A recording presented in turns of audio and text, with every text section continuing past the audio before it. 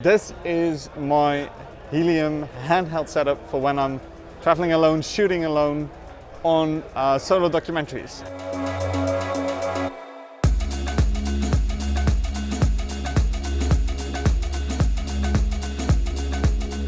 So welcome at Cinegear. It's pretty damn hot, but we thought it would be a good idea to take you through my Helium setup while we're here and how I shoot whenever I'm doing my one-man band kind of stuff. So this is it. Let's go through it. So obviously we start off with the Helium body. Now RED changed their names, so now it's all DSMC2, but this is like the Epic W.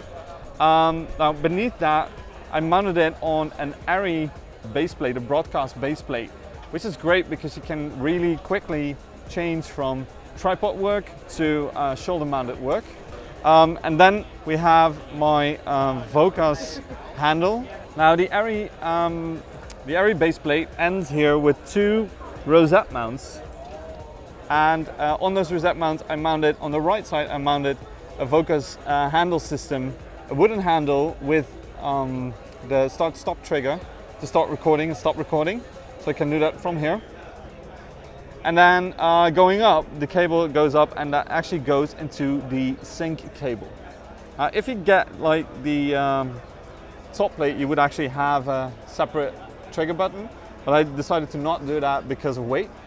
Going to this side, we have a wooden camera top handle, and it has a 50mm rod opening over here, and that's where the Zacuto Viewfinder mount is put in, and you can actually move it around.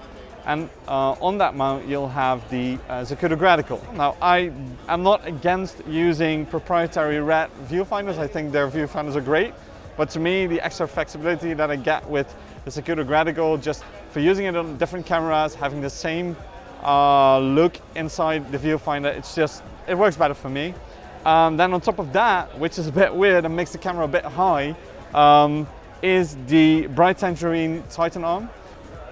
Tighten very fastly. You can actually hold it from the Titan arm. And on there's the RED 7-inch touch monitor to use for all my controls. You can do it on the side, but I kind of like to have a separate monitor as well, especially if I'm in this situation, like shooting from the hip.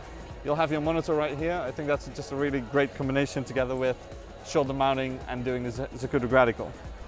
Now going to the back, we have our V-Log expander IO with like my Apple earbuds attached.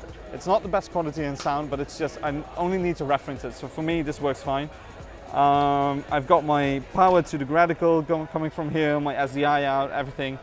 Then power-wise, I'd rather use a slightly smaller battery because it saves some weight. So on here now is the blue shape 90-watt granite battery, the V-Log one, and on there is my Saxophone receiver.